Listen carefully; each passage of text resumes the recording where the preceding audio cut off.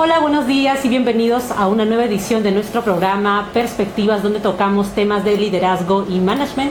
En esta oportunidad me encuentro con un invitado especial. Él es el profesor Norbert Monfort. Él es fundador de Monfort Ambient Management y colaborador académico de SADE.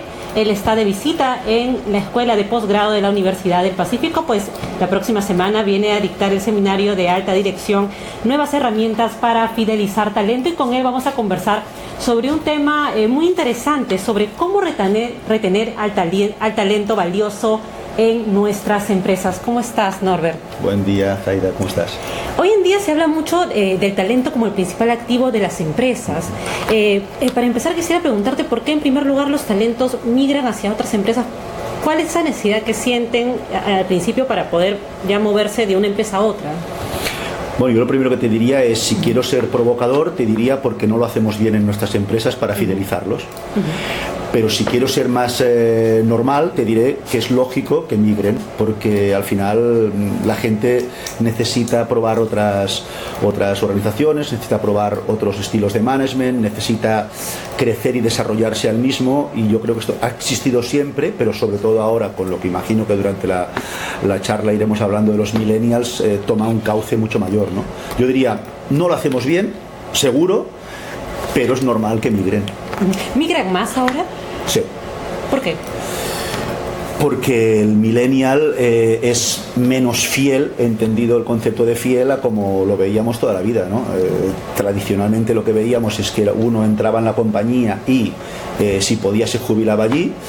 Y hoy en día para ellos esto les provoca alergia. El hecho de pensar que entraré en una compañía y me voy a jubilar en aquella les vuelve locos, ¿no? Con lo cual forma parte del ADN millennial. ¿Qué están haciendo mal las empresas en todo caso para retener este talento valioso que ya no tiene las ganas de seguir toda una carrera profesional en una sola empresa? Bueno, yo diría que lo que no hacemos del todo bien en las compañías es seguir pensando que lo que nos ha funcionado bien no sigue funcionando, ¿no? Yo creo que el gran problema que tenemos la mayoría de compañías es que si hemos sido exitosas tenemos tendencia a repetir aquello que nos ha ido bien, ¿no? Y obviamente hemos fidelizado talento pues con bonus, con promociones, con recompensas de las que nos iban bien a los boomers y a los X, ¿no? Yo creo que el gran concepto que hay que hacer es esa palabra que siempre decimos, hay que desaprender modelos exitosos para entender que la situación ahora es totalmente distinta, ¿no? Y claro, la palabra desaprender es mucho más compleja de aplicar que la palabra aprender, ¿no? Uno es fácil que interiorice conceptos nuevos, pero es muy difícil que desaprenda o desubique de su día a día cosas que le han llevado al éxito. Ahora, mencionas que antes, tal vez para los boomers, era muy interesante esto de los bonos, las promociones, tal vez descuentos. ¿Qué ahora resulta valioso para las nuevas generaciones en cuanto a incentivos laborales?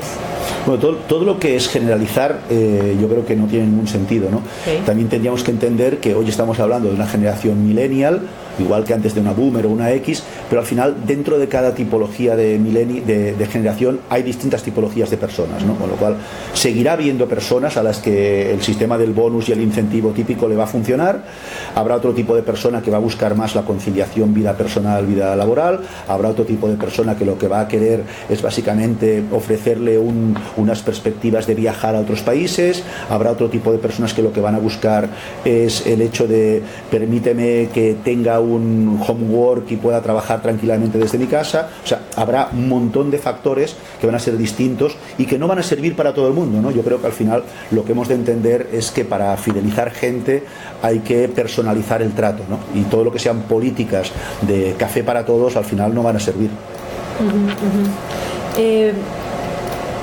Entonces, si las compañías piensan normalmente que podría ser costoso retener a estos buenos talentos, ¿están en lo cierto o podría no serlo tanto necesariamente? Pues yo diría que están en lo cierto. Obviamente, yo intentaría cambiar la palabra retener por fidelizar, que al final es un tema semántico, pero para mí es importante, ¿no? Yo creo que cada vez más hemos de entender que el talento se nos va a ir. y esto hay que asumirlo como un puro hecho cotidiano. El talento como persona se va a ir. Yo lo que creo es que el gran kit de la cuestión, o el gran reto que tienen las compañías, no es tanto fidelizar personas talentosas, que también, sino fidelizar el talento. Es decir, yo puedo entender que tú, Zaida, vueles a otra organización distinta a la Pacífico. Lo puedo entender, porque forma parte del ADN vuestro, ¿no? Pero lo que no puedo entender es que tu talento, tu know-how, tu conocimiento también se vaya. O sea, con lo cual las compañías debemos tener herramientas para que ese talento que tú tienes se quede en la compañía aunque tú te vayas. Por lo cual yo diría, fidelicemos talento, no tanto fidelicemos personas talentosas, que también, ¿eh? Ahora, conversábamos antes de iniciar la transmisión en vivo de que ya no se suele ver, ahora ha cambiado el paradigma, ¿no? Antes veíamos a personas que se sentían orgullosas de llevar toda una carrera profesional en una sola empresa, y ahora si esto no es visto tanto como algo positivo. ¿Por qué esto ha cambiado? Bueno, yo particularmente lo que creo es que hoy en día una persona que lleva mucho tiempo en una misma organización y en una posición parecida, hay que plantearse qué está pasando con esa persona, ¿no? De alguna manera es muy difícil que una persona quiera estar toda la vida haciendo algo y que la consideremos como una persona inquieta, como una persona talentosa, como una persona con ganas de proactividad y de cambio, ¿no? Lo cual no quiere decir que no haya personas que sí que busquen eso, ¿eh? Con lo cual me parece fenomenal, ¿no? Ahora, distinto es el hecho de poder generarle una carrera profesional dentro de la misma compañía. Yo creo que hay empresas multinacionales donde tú puedes vivir bajo el mismo paraguas, que es la misma empresa, y tener cada 2, 3, 4 años experiencias distintas, porque estás trabajando en áreas distintas, en países distintos, o con colectivos de personas diferentes, ¿no? Probablemente en una pequeña y mediana empresa eso es más complejo. Ahora, tú que tienes contacto con varias empresas, ¿cuáles son los errores más recurrentes que ves en las empresas, en las compañías, al momento de querer fidelizar a su talento? Bueno, para mí, un poquito conectándolo con lo que te planteaban antes, para mí el más complejo es el hecho de seguir pensando que a mí me va a ir bien fidelizarte como me fidelizaría a mí. Yo creo que el concepto de la empatía y entender que tengo personas delante totalmente distintas a como era yo es necesario. Es decir, el hecho de que yo hubiese vivido para trabajar, ese es un paradigma que hemos tenido muchos en la cabeza, ¿no? El hecho de que la mejor manera de reconocer tu trabajo es promocionarte, lo tenemos como mucho en nuestro ADN, ¿no? La mejor manera de fidelizarte es pagarte mejor. No voy a decir que no, pero yo creo que hoy en día el millennial busca otras cosas totalmente distintas, ¿no? Entonces hay que ser empático, entender que tengo una realidad totalmente distinta, es un escenario de juego distinto donde yo no puedo seguir manejando a la misma gente como me manejaron a mí, y que me funcionó muy bien, ¿eh? Yo no voy a criticar nada de lo que hemos hecho, solo digo que esos patrones no sirven para hoy en día, con lo cual nuevamente el concepto de morir de éxito, cuidado que si yo sigo haciendo lo que he hecho hasta ahora no va a servir. Ahora que mencionas el tema del millennial, ¿qué características especiales se debe tener con el millennial? Porque también mencionabas que no necesariamente deberíamos encasillar a la gente por edades, porque cada uno, o sea, podrías encontrar gente muy creativa y que estas particularidades las encontrabas desde hace tiempo, y deberías personalizar de acuerdo a tipos de personas, no tanto a edades, pero también se menciona mucho sobre el millennial, ¿no? ¿Cómo seducir al trabajador millennial? Bueno, también obviamente estamos generalizando nuevamente en cómo seducir al trabajador millennial. Yo vengo de Cataluña, vengo de España, vengo de Europa. La generación millennial en Europa ha tenido unas características distintas a la generación millennial que ha tenido, por ejemplo, en Perú, ¿no? Por lo poco que yo conozco, nosotros venimos de una etapa de recesión económica donde el millennial de alguna manera ha tenido ya unos conceptos de no tenerlo todo, pero en cambio en Perú estáis al revés. O sea, en Perú lleváis unos años donde el planteamiento es: hay una mejor economía, con lo cual no es la misma realidad la que vivimos en Europa y el millennial de Perú, ¿no? Pero yo creo que lo que estamos haciendo es mitificando mucho que el millennial es hiper mega creativo, que el millennial es inquieto, que el millennial no es de cultura de esfuerzo, que el millennial hay que seducirle con conceptos creativos. Yo creo que eso a algunos sí, pero no nos engañemos. Yo veo muchas veces en un aula un montón de millennials y que te miran tipo búho y que no responden, y dices, este es el millennial que me cuentan que es tan creativo, ¿dónde está? ¿No? Entonces, o sea, yo creo que al final también hay mucho estereotipo, ¿no? Ahora, lo que sí que yo creo que es fundamental es que hoy en día a un millennial hay que seducirle. Me hubiese gustado que me seduciesen a mí, me hubiese gustado que me persuadiesen, pero si no lo hacían, yo trabajaba igual. El millennial, si no le seduces o le persuades, no va a trabajar. Es el material con el que nos toca trabajar hoy en día, y es fantástico. Tenemos ya preguntas de las personas que nos siguen a través de la transmisión, a través de Facebook de la Escuela de Posgrado. Nos preguntan, ¿cómo fidelizar el talento en un emprendimiento cuando las ganancias aún son pequeñas? Bueno, yo diría con lo más importante para fidelizar, y es con el why. ¿Por qué estás trabajando con nosotros? ¿Por qué quieres trabajar en un emprendimiento pequeño? ¿Por qué quieres trabajar en una startup? ¿Qué te podemos ofrecer nosotros de trascendencia en la vida? ¿No? Yo creo que cada vez más los emprendimientos son emprendimientos donde es más fácil ver el porqué de lo que estamos haciendo. Un emprendimiento acostumbra a surgir como una necesidad para el mercado, ¿no? Entonces, ese why, ese porqué es fundamental, ¿no? Es mucho más importante explicarle a la gente por qué hacemos las cosas que decirle qué tenemos que hacer y cómo tenemos que hacerlo. Por lo cual, para mí, uno de los grandes pegamentos emocionales y fidelizadores es trabajar el why, la trascendencia del proyecto. ¿Qué vamos a aportarle a la sociedad? Jacqueline Sánchez pregunta, ¿qué diferencias hay entre fidelizar talentos y personas talentosas? Bueno, yo he intentado comentar antes el planteamiento es decir, yo puedo entender que cualquier persona de la compañía se me vaya, con lo cual se va a ir esa persona talentosa, pero lo que no debería consentir es que ese talento se vaya. Con lo cual, yo ahí lo que plantearía es busquemos herramientas de gestión del conocimiento. Ya hay muchas empresas que están trabajando con herramientas de gestión del conocimiento, y es como toda esa información que tú tienes, toda esa información cuando trabajas con un cliente, toda esa información cuando trabajas con otra área de la compañía y que tienes tú dentro, vuélcala en un sistema, vuélcala en algún lugar donde cualquiera de la compañía pueda ver. ¿Qué hizo Zaida en el 2017 cuando en septiembre entrevistó a alguien? Más allá de que lo tengamos en Facebook y en un soporte, ¿qué experiencia has sacado tú de ahí? O sea, busquemos herramientas para que ese talento se vuelque dentro de la compañía. Porque tú se me vas a ir, seguro. Lo voy a intentar hacer que no lo hagas, pero lo que voy a alargar es que te vayas pronto. Pero es normal que la gente no va a estar toda la vida en una compañía. Eso acabó. Ahora, cuando uno ingresa a un nuevo puesto, a una nueva empresa, ingresa con todas las pilas puestas, como le decimos acá, feliz de asumir nuevos proyectos, una nueva tarea. ¿Al cuánto tiempo más o menos uno comienza a desilusionarse o comienza...? Hay gente que al día siguiente. No, hay gente que al día siguiente porque me vendieron una expectativa que no me cumplen. Con lo cual hay gente que ya lo ve en el momento en que entra y ve la cara de la persona con la que va a tener que trabajar, ¿no? Porque a veces las caras marcan muchísimo, ¿no?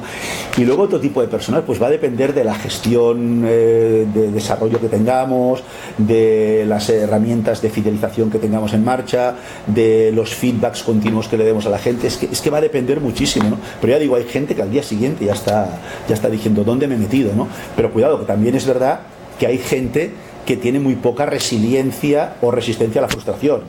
O sea, estamos como muy acostumbrados a que todo tenga que ser muy fácil, ¿no? Entonces, bueno, la vida nunca ha sido fácil, es maravillosa, pero fácil no es. ¿Y eso se está viendo cada vez más? Sí. ¿Menos resiliencia? Sí, sí, totalmente. Cada vez la gente deja antes las posiciones de trabajo porque no le gustan. Ya, pero es que si te gustase todo sería maravilloso, ¿no? Yo creo que la organización tiene que hacer lo posible para que la gente esté con engagement, con compromiso, y para eso hay herramientas. Pero otra cosa es que venimos a trabajar, ¿no? Trabajar no tiene por qué ser sufrir, pero no todo es de color de rosa, ¿no? Hay unos horarios que cumplir, que podemos flexibilizar en este siglo. Hay unos compañeros con los que relacionarte que a lo mejor no te van a gustar, pero tienes que relacionarte. Tienes un jefe con el que tienes que trabajar, y yo lo que diría fundamental, tienes que influirle. O sea, para mí es uno de los conceptos más importantes. Influyamos a nuestros jefes. O sea, hagamos el cambio bottom-up, porque probablemente hay cosas que no nos gustan y hay que plantearlas. Lo que no podemos ser es gente tan sumisa que le diga amén a todo lo que dice el jefe, ¿no? Con lo cual, planteémoslo, pero planteémoslo desde la gestión de la influencia. Seamos capaces de dotarle a cada superior o a cada colega de otra área de lo que necesita para entender que lo que yo le estoy ofreciendo le va a hacer mejorar. Tenemos un comentario de Fer Lien. La fidelización de los clientes es un proceso porque las políticas de trabajo deben variar para una empresa que comercializa bienes. Tendría que enfocar sus ventas orientado hacia el cliente, no solo para el lado lucrativo, sino hacia el servicio del cliente. Generar ese agregado y diferenciarse generando ventajas competitivas en el entorno. Bueno, a ver, yo imagino que esta persona nos está hablando obviamente del cliente externo. Hasta ahora todo lo que hemos estado planteando es hablar del cliente interno, ¿no? Pero obviamente la fidelización de nuestro cliente interno nos va a llevar a que el cliente externo esté más contento. En Montfort también Management nosotros, no diré que hemos creado una palabra, pero lo que decimos es que nos gustaría que tanto al cliente externo como al cliente interno le tratásemos no como cliente sino como huésped. Yo creo que nosotros deberíamos ser como anfitriones de la gente que trabaja con nosotros, y toda la gente que trabajamos en una organización, como por ejemplo hoy en la Pacífico, deberíamos ser anfitriones de todos los clientes que son los alumnos que entran. Cuando nosotros invitamos a alguien a nuestra casa, lo damos todo porque le guste. O sea, le preparamos una buena cena, intentamos que todo esté arreglado, ponemos la moqueta fantástica, le preparamos una habitación estupenda. ¿Por qué no hacemos eso en el día a día? Cuando tú tratas a alguien como un huésped, lo fidelizas. Cuando tú lo tratas como un cliente, a veces no. Entonces yo creo que el concepto este es: démoslo todo por el cliente, démoslo todo por el huésped, sin entrar en servilismo. Yo creo que hay que ser servicio, hay que dar servicio, de hecho liderar es servir, hay que generar servicio pero no servilismo. Hay que ser importante, yo creo que es importante ser asertivo en la relación con los clientes externos y con los clientes internos. Luis Aguirre pregunta: ¿cómo fidelizar un talento con empresas que tienen diferencias generacionales y microclimas laborales? Bueno, pues de entrada, como hemos comentado antes, en la personalidad one-to-one, ¿no? Es decir, de alguna manera, yo creo que cada supervisor de un área, cada mando medio, no solamente el director general, cada mando medio tiene que tratar a su gente de una forma determinada. Es decir, cada vez más la motivación intrínseca te la está dando tu inmediato superior. Otra cosa es que haya políticas generales, que sería muy bonito que estuviesen de determinada manera, ¿no? Pero al final yo creo que lo importante siempre es que cada persona intente fidelizar a la que tiene por debajo suyo entre comillas, con el concepto jerárquico, ¿no? Entonces, para mí el supervisor, el mando medio es fundamental en una compañía, porque es el que está captando el feeling de qué es lo que está sintiendo nuestra persona, ¿no? Yo creo que a veces no miramos a la gente a la cara, vamos trabajando y no captamos sus emociones, ¿no? Y esa emoción es la que luego el supervisor o el mando medio tiene que subir para arriba para intentar entender: cuidado, que tengo una persona que vale mucho, y como no trabajemos esto, se nos va a ir. Yo creo que es un tema de individualizar el talento.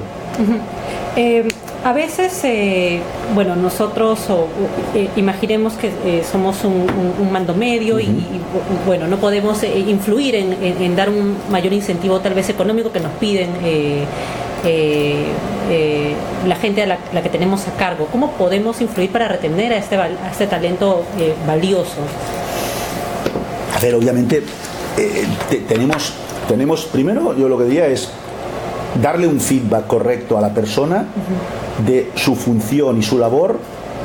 Es trascendente para la sociedad. Lo que tú estás haciendo ayuda a que la sociedad viva mejor.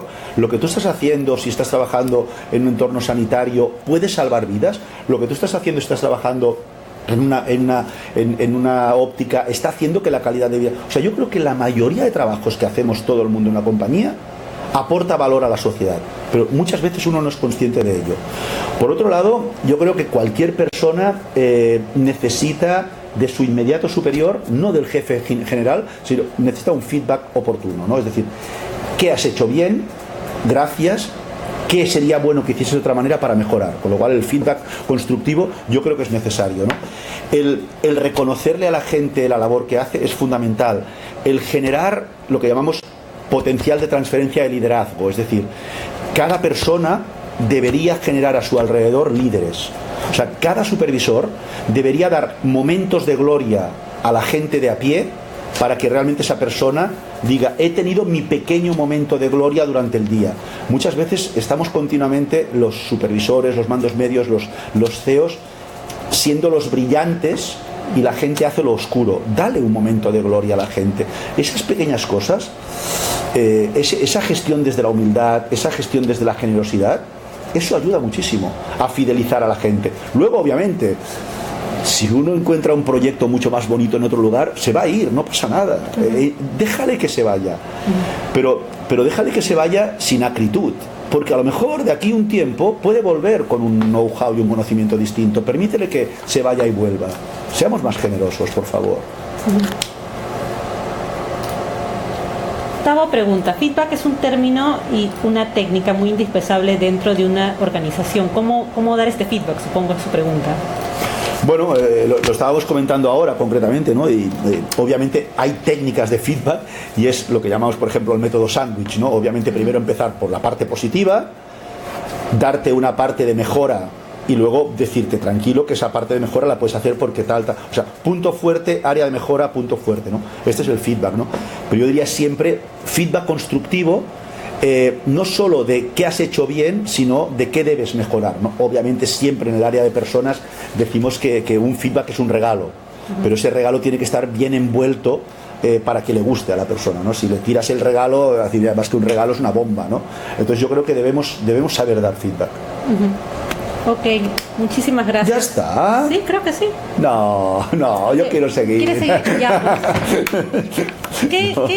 A manera ya de conclusión, dime, ¿qué consejos les das a los supervisores, a los mandos medios, que son la mayoría de gente también que nos ve, y a la gente que tiene a cargo a personas para poder seducir a sus talentos para que ellos permanezcan y sean camisetas con sus organizaciones? Que tengan sentimiento de pertenencia, ¿no? A ver, yo creo que podríamos cerrar con algo que a mí me gusta mucho explicar y no sé si tenía previsto que saliese, pero es... Hay que sentir, la gente tiene que sentir la camiseta, pero teniendo en cuenta lo que hemos dicho durante toda esta pequeña charla, ¿no? Y es que la gente se va a fidelizar hasta un punto y se nos va a ir, ¿no? A mí me gusta mucho decir ahora una tontería, y es que al final los jefes hoy en día hemos de ser pastores de gatos. Y me intento explicar, ¿no? Yo creo que toda la vida hemos pastoreado ovejas, hemos pastoreado gente sumisa, gente que te decía sí a todo y te ha ido muy bien, pero hoy en día cuando llamas a las personas te dicen, espera que estoy con esto. Ven, espera. O sea, cualquiera que haya tenido un gato en su casa sabe que el gato es autónomo, anárquico, independiente. Entonces hay que asumir esa idiosincrasia. Y lo que hemos de intentar hacer es entender que estamos para servir a ese gato. Es decir, cuando me necesites, aquí me tienes. No es un planteamiento de estás para cuando yo te necesite. Yo creo que el gran cambio de este siglo es nosotros estamos para cuando la gente nos necesite. No la gente está para cuando nosotros nos necesitamos. Norbert, tengo más preguntas. ¿Más? Sí, no te dejan más. Cuando hay alta rotación de personal, ¿cuáles son las medidas de corto y largo plazo a tomar? Bueno, la primera obviamente hacer autocrítica, y ser no autocomplaciente ni autoflagelante. Yo creo que la autocrítica hay que entenderla como hago un diagnóstico de qué no estamos haciendo bien y a lo mejor me doy cuenta de que obviamente puedo estar haciendo cosas mal, pero repito por enésima vez, entendamos que lo normal es que la gente se nos vaya. Yo creo que esto es lo que hay que entender hoy como normal. Y seguimos pensando en paradigmas anteriores, ¿no? Ahora, obviamente, una alta rotación de personal probablemente lo que te tiene que dar indicadores de qué política retributiva estás teniendo, qué políticas de contratación de personal estás teniendo, qué políticas salariales estás teniendo, qué políticas de conciliación personal estás teniendo. Yo creo que uno debería chequear sin acritud, realmente estoy haciendo que la gente por un salario justito dedique toda su jornada laboral. Bueno, pues probablemente con ese perfil es difícil que la gente se te quede, ¿no? Hay que hacer diagnóstico. Francisco, pero un alto índice de rotación siempre es un factor que hay que analizar. Francisco Collazos pregunta, ¿cómo retener profesionales valiosos cuando la empresa pasa por una crisis económica debido al entorno?